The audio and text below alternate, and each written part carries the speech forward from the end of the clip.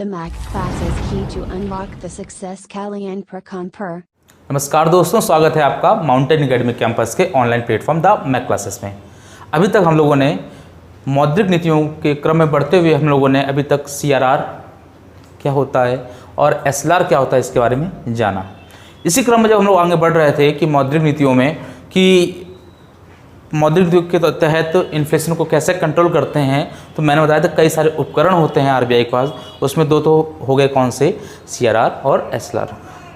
तो अब हम लोग आगे बढ़ रहे हैं, तो उसका जो नेक्स्ट उपकरण का नाम है उसका नाम क्या है? Bank rate. Bank rate. अब अभी तक क्या हो रहा था, जो पैसे का जो लेन देन होता है भाई, पैसे मान लीजिए कोई एक ग्राहक है A, इसका नाम रख देते हैं हम अमित। एक कोई ग्राहक है अमित, इसका अकाउंट है, इसका एक अकाउंट है। उस अकाउंट का प्रकार कौन सा है? सेविंग मान लेते हैं, ऐसे करंट भी हो सकता है। तो इसका जो अकाउंट है वो कहाँ होगा, वो बता सकते हो? वो होगा किसी भी बैंक में। अर्थात अमित को पैसा निकालना है या जमा करना है तो कहाँ करता है? सारे ट्रांजेक्शन कहाँ करता है? बैंक में। अमित के पास पैसे की कमी हो गई तो अमित ने क्या किया? अमित को घर बनवाना था। अमित ने क्या किया? उसको पैसे की जरूरत थी, दोस्तों से मांगा, रिश्तेदारों से मांगा, किसी ने साथ नहीं दिया। तो ऐसे में एक व्यक्ति, उसको समझ में आया कि हम बैंक में जाकर के पैसे ले सकते हैं। तो बैंक में गए, बैंक से कहा हमें पैसे चाहिए। तो बैंक ने कहा अगर आपको पैसे चाहिए तो हम पैसा जो होगा वो आपको हम ऋण के रूप में देंगे। अब अमित ने कहा कि ऋण क्या होता है? तो बैंक ने कहा कि आप हमें कोई एक ऐसी परिसंपत्ति दीजिए या ऐसी कोई आप एक सिक्योरिटी दीजिए कि जिससे हमें लगे कि आप हम पैसा वापस करेंगे। तो अमित ने कहा कि मेरे घर के कागज़ ले लीजिए आप, और उसके आधार पे आप मुझे 2 लाख रुपये दे दीजिए या 100 रुपये दे दीजिए, जो भी रुपए है। तो अमित ने गए कहाँ पर? बैंक में गए, और बैंक से क्या क्या लिया उन्होंने? लोन लिया। अमित ने बैंक से लोन लिया और अमित ने क्या बना लिया? अपना बढ़िया सा घर बना लिया। अच्छा, अमित की प्रॉब्लम क्या हो गई? सॉल्व हो गई। लेकिन मान लीजिए कि अमित को यहाँ पर 100 रुपये की ज़रूरत थी। कितने रुपए की? 100 रुपये की ज़रूरत थी भाई अमित को। लोन लेने गए थे, लेकिन बैंक वाले ने कहा हम अभी आपको लोन देते हैं। बैंक ने अपना अकाउंट चेक किया और बैंक के पास कितने रुपए निकले? 80 रुपये। बैंक को लोन कितना देना है अमित को? 100 रुपये। लेकिन बैंक के पास पैसे कितने? मात्र 80 रुपये। ऐसे में क्या होगा? क्या बैंक अमित को पैसे दे पाएगी? तो नहीं दे पाएगी। तो अब क्या होगा? बैंक तुरंत क्या करेगी? अपने तुरंत वो एक्शन लेगी। और क्या करेगी? बैंक तुरंत फ़ोन करेगी किसे? अपने आसपास की जो भी इसकी शाखाएं हैं उसी ब्रांच की, कि हमें पैसे दे दीजिए। अब पैसा भी कहीं नहीं मिल रहा है। तो ऐसे में बैंक को अगर पैसे की जरूरत पड़ गई, जैसे अमित को जरूरत पड़ी थी तो बैंक में पास गया था, तो ऐसे में बैंक को जरूरत पड़ी तो बैंक कहाँ जाती है? तो ऐसे में बैंक निकल के जाएगी कहाँ? RBI के पास। RBI के शरण में पहुंच गई कौन? ये बैंक। तो बैंक ने कहा हमें क्या दे दीजिए? आप थोड़ा सा ऋण दे दीजिए, कुछ लोन चाहिए मुझे। कितने रुपए का लोन चाहिए? वो 20 रुपये का लोन चाहिए। 20 रुपये का इनको लोन चाहिए। तो ये तय हो गया कि बैंक भी ऋण लेती है। बैंक भी क्या करती है? बैंक भी ऋण लेती है। अभी हम लोग इसी क्रम में जब आगे बढ़ेंगे तो हम लोग देखेंगे कि RBI भी ऐसी बॉडी है जो वो भी ऋण ले रही है। हम आप ऋण ले रहे हैं, कोई बात नहीं, बैंक भी ऋण ले रही है, कोई बात नहीं, यहाँ पर RBI भी ऋण लेती है। ये आप पता रखिए।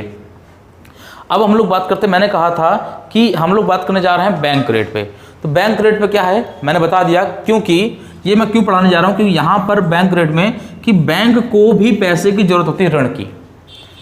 तो इसी के तहत पढ़ रहे हैं हम लोग। आइए देखते हैं क्या है ये बैंक रेट। कि बैंक रेट के तहत क्या होता है कि जब भी कोई कॉमर्शियल बैंक या वाणिज्यिक बैंक को धन की आवश्यकता होती है, किसकी? ऋण की आवश्यकता होती है, लोन की आवश्यकता होती है, वो भी ऋण कैसा होना चाहिए, याद रखिएगा यहाँ पर जो ऋण होना चाहिए वह कैसा होना चाहिए, लॉन्ग टर्म का होना चाहिए, लॉन्ग टर्म। अब कहेंगे ये लॉन्ग टर्म क्या होता है, तो बता देता हूँ, कोई भी ऋण की अवधि होती है वो दो होती है मैक्सिमम, एक होता है शॉर्ट टर्म, एक होता है लॉन्ग टर्म। शॉर्ट टर्म का मतलब होता है जब भी ऋण 365 दिन से कम के लिए लिया जाए।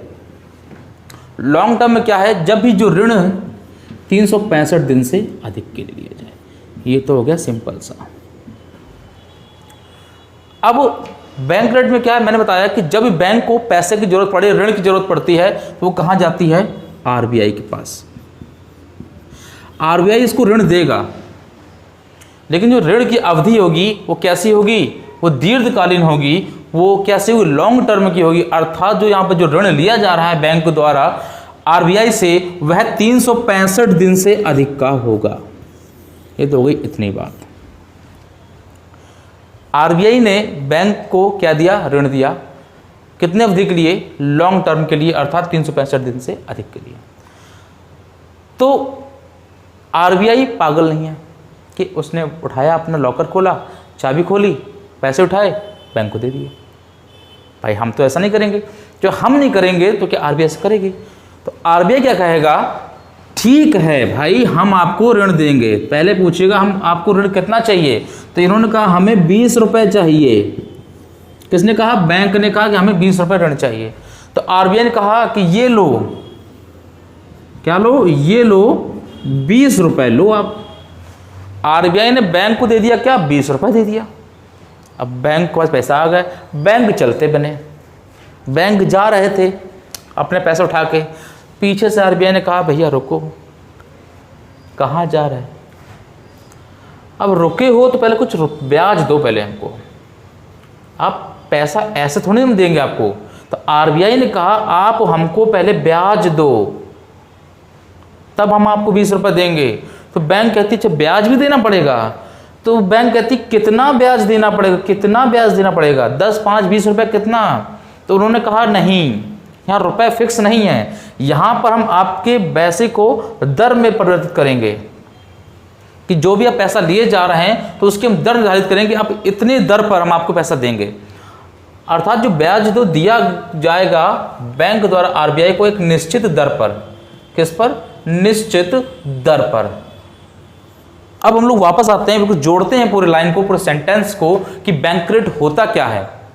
बैंक रेट होता क्या है कि जब बैंक, कौन, जब बैंक दीर्घकालीन अवधि के लिए, क्या, लॉन्ग टर्म के लिए, जब बैंक दीर्घकालीन अवधि के लिए आरबीआई से ऋण प्राप्त करता है तो उसको एक निश्चित दर पर ब्याज देना पड़ता है। किसे, बैंक को एक निश्चित दर पर ब्याज देना पड़ता है। इसको और एक आसान भाषा में कह सकते हैं कि वह दर जिस दर पर कौन, वाणिज्यिक बैंक दीर्घ अवधि के लिए आरबीआई से ऋण उठाती हैं, उसको हम लोग बैंक रेट कहते हैं। क्या कहते हैं, बैंक रेट कहते हैं। ये तो हो गया भाई बैंक रेट की बात। तो क्या बैंक रेट ही होता है क्या इतना, तो बैंक रेट की बात करेंगे कि वर्तमान में जो दर है इसकी, वर्तमान में जो दर है किसकी, वो बैंक रेट की दर कितनी है, तो हम लोग देखेंगे 4.25%। कितनी, 4.25% वर्तमान में क्या है, बैंक रेट है। तो बैंक रेट समझ में आया। बैंक रेट क्या, कि वह दर जिस दर पर आरबीआई बैंकों को दीर्घकालीन अवधि के लिए ऋण प्रदान करती है उसे हम लोग बैंक रेट कहते हैं। वहीं बात की हम लोग वर्तमान बैंक रेट कितनी है, 4.25%। तो ये तो बात हुई बैंक रेट की। अब बैंक रेट से आगे बढ़ते हुए हम लोग पहुँचते हैं कुछ अन्य उपकरणों की तरफ। कि सुना होगा आप लोगों ने कि एक टर्म होता है रेपो रेट और एक टर्म होता है क्या, रिवर्स रेपो रेट। तो उसी क्रम में हम लोग आगे बढ़ते हैं कि पहला देखते हैं हम लोग कि क्या रेपो रेट क्या होता है। रेपो रेट क्या होता है, सब कुछ सेम है, जो अभी हम लोगों ने बैंक रेट में पढ़ा था सेम चीज़ पढ़ेंगे हम लोग रेपो रेट में। क्या, आइए जोड़िए कि कोई व्यक्ति थे अमित, फिर से मैं उदाहरण ले रहा हूँ, इनको 100 रुपये की आवश्यकता थी। ये कहाँ गए? बैंक गए। बैंक से इन्होंने क्या मांगी? 100 रुपये का फॉर्म भरा कि हमें लोन चाहिए। बैंक के पास उस टाइम कितने रुपए थे? मात्र 80 रुपये थे। जब बैंक के पास 80 रुपये थे, बैंक को लोन कितना देना है? 100 रुपये देना है। तो ऐसे में क्या करेगा बैंक? तुरंत कहाँ जाएगा? आरबीआई के पास जाएगा और आरबीआई से क्या कहेगा कि हमें 20 रुपये का लोन दीजिए। और आरबीआई क्या करेगा? बैंक को क्या दे देगा? 20 रुपये दे देगा। और बैंक क्या करेगा? अमित को 100 रुपये का लोन दे देगा। फिर बैंक चलते बने।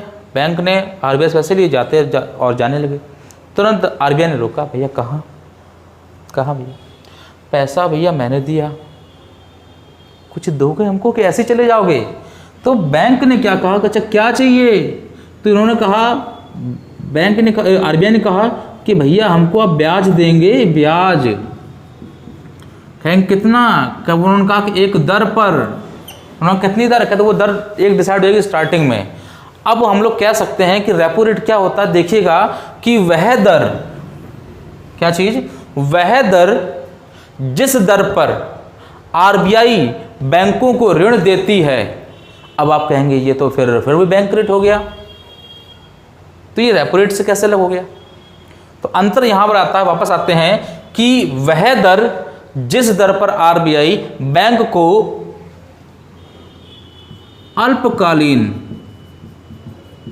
अल्पकालीन अर्थात शॉर्ट टर्म, अर्थात 365 दिन से कम के लिए, वह दर जिस दर पर आरबीआई बैंक को अल्पकालीन, शॉर्ट टर्म या 365 दिन से कम के लिए क्या ऋण प्रदान करता है, क्या ऋण प्रदान करता है, उसे हम लोग क्या कहते हैं? उसे हम लोग रेपो रेट कहते हैं।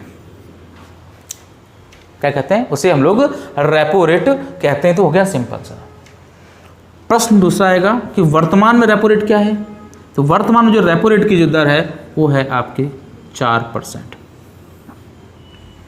अब आपको प्रश्न आएगा कि कभी कभी प्रश्न आता है कि मौद्रिक नीतियों को नियंत्रित कौन करता है? तो आरबीआई। प्रश्न आएगा कि रेपो रेट को कौन घटाता है, बढ़ाता है? तो कौन? आरबीआई।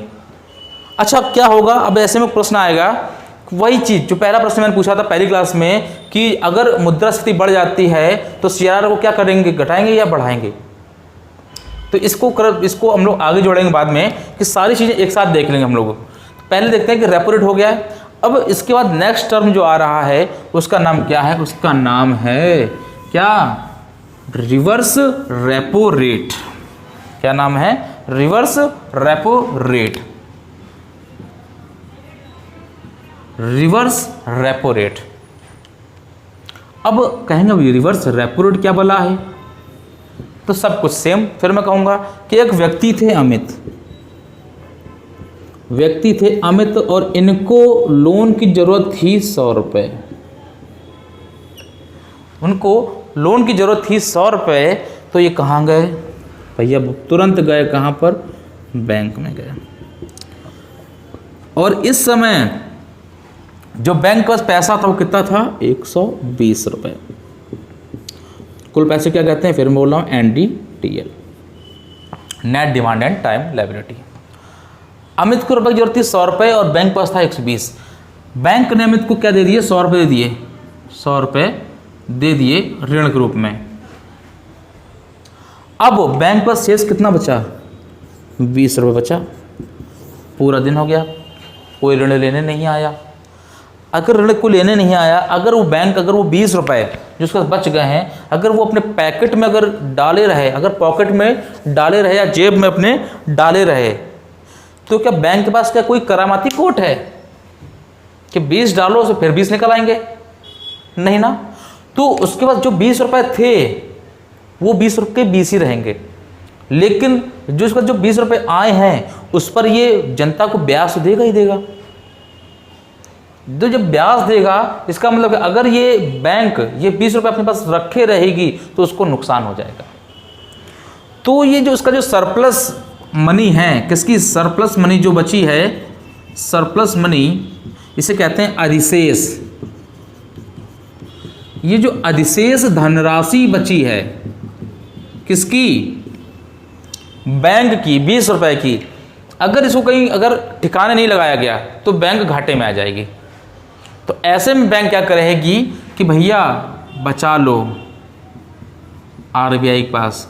आरबीआई से कहेगी भैया मेरे पास आज 20 रुपये बच गए हैं, एक काम करो 20 रुपये आप हमसे ले लो वापस, मतलब रख लो। तो 20 रुपये बैंक ने किसने दिए, आरबीआई को दे दिए। भाई आरबीआई ने क्या किया, 20 रुपये लिए और जाने लगे। आरबीआई ने पैसे उठाए, अपना शांति से जाने दो। ऐसे में बैंक ने क्या कहा, भैया रुको। अरे क्या हुआ, कहाँ जा रहे, बैंक आरबीआई कहता हम जा रहे। कहते हैं बैंक ने कहा भैया हम जा, हमने आपको 20 रुपये दिए हैं, आप हमें को उसके बदले में कुछ देंगे नहीं क्या। तो आरबीआई ने कहा, बैंक ने कहा, सॉरी आरबीआई ने कहा क्या चाहिए। तो आरबीआई ने, बैंक ने क्या कहा कि भैया हमें ब्याज वगैरह कुछ दोगे। तो उन्होंने क्या, कितना ब्याज, उन्होंने कहा कि एक निश्चित दर पर, एक निश्चित रेट पर। तो उन्होंने कहा ठीक है। तो आरबीआई ने क्या किया, इसको एक निश्चित दर पर क्या दिया, ब्याज दिया। अब इसको समझते हैं आसान भाषा में कि क्या होता है रिवर्स रेपो रेट। तो देखिए कि बैंक के कुल राशि की वह राशि, बैंक की कुल राशि का वह राशि जो बैंक के पास अधिशेष होती है, सरप्लस होती है, तो वह उस राशि को आरबीआई के पास दे देती है और इसके एवज में आरबीआई बैंकों को कुछ ब्याज देती है। यहाँ पर आरबीआई के पास जरूरत थी नहीं, लेकिन ये जबरदस्ती देने चले गए। भाई बैंक कब रेपो रेट में क्या है, आपको जरूरत थी तो आप लेने गए, तो उसने आपको जो लोन दिया था, ऋण दिया था अल्पकाल का, वो कैसे दिया, महंगा दिया। लेकिन आरबीआई को नहीं जरूरत थी। अब आरबीआई के पास आप जमा करने गए हैं, भाई अब एक्स्ट्रा हो गया है, तो आरबीआई ने कहा ठीक है भाई जमा कर दो, लेकिन भाई उतना ब्याज नहीं दे पाएंगे जितना भैया हमने लिया था तुमसे।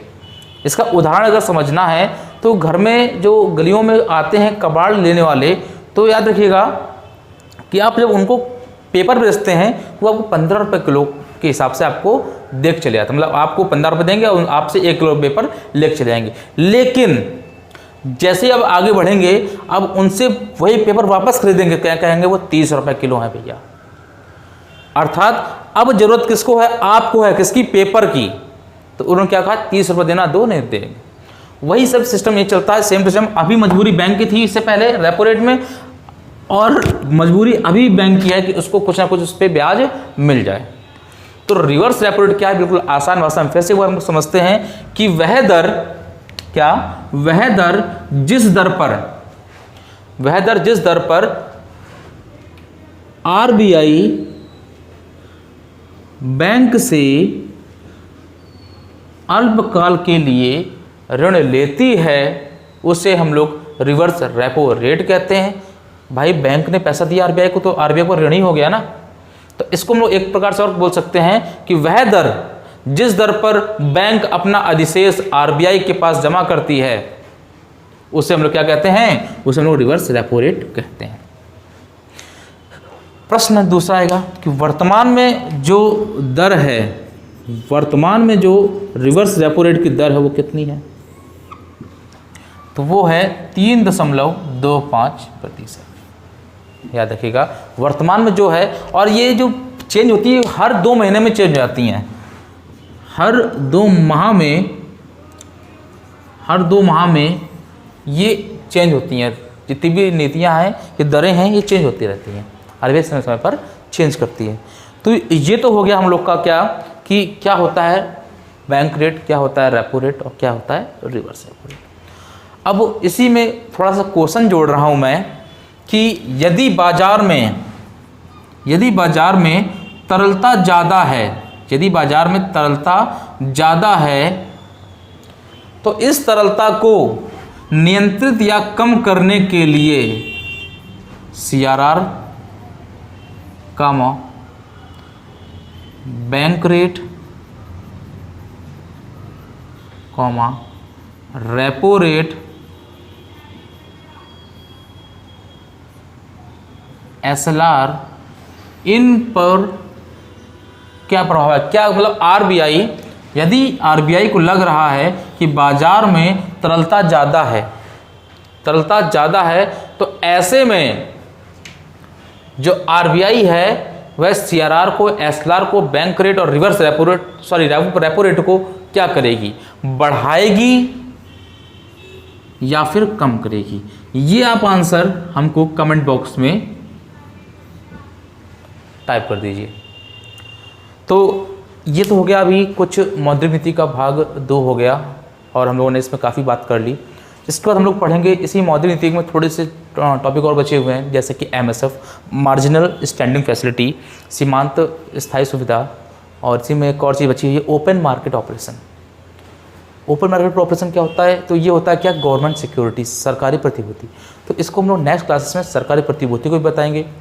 तो आप लोग क्या करिएगा, लगातार वीडियो को देखते रहिएगा और वीडियो को शुरू से अंत तक देखिए, और हो सके तो इसको शेयर करिए, और जो भी दिक्कत आ रही है आप लोग कमेंट बॉक्स में अपने कमेंट कर सकते हैं, और वहाँ पर डिस्क्रिप्शन बॉक्स में आपको नंबर भी दिए गए हैं। किसी को कोई दिक्कत आ रही है तो आप नंबर से कॉल करके वो सारे अपने डाउट पूछ सकते हैं। रही बात इकोनॉमिक्स की, कितनी लेक्चर में ख़त्म होगी, तो बहुत ज़्यादा जो इकोनॉमिक्स है वो 30 लेक्चर में ख़त्म कर दी जाएगी। बस आप लोग लगातार पढ़ते रहिए, और हो सके तो आप लोग इसके हैंडमेड जो रिटन नोट्स हैं वो जरूर बनाइएगा। और इसी प्रकार से आप लोग को जो सारी नोट, जो क्लासें हैं आपको जो मिल रही हैं, हिंदी की मिल रही है, संस्कृत मिल रही है, आपको पॉलिटी मिल रही है, लगभग पॉलिटी आपको कंप्लीट होने जा रही है, साइंस को आपको मिल रही है। तो आप सारे जो नोट्स हैं आपको बराबर आपको लिखने हैं और अच्छी तरीके से बनाने हैं। इससे क्या है कि आपका जो सिलेक्शन है वो बहुत ही जल्द पास में आ जाएगा। अगर वीडियो अगर आपको पसंद आ रही है तो लाइक करिए, शेयर करिए, सब्सक्राइब करिए चैनल हमारे को, और देखते रहिए द मैक क्लासेस। धन्यवाद। जय हिंद, जय Bharat. The Mac Classes Key to Unlock the Success Kalyan Prakamper.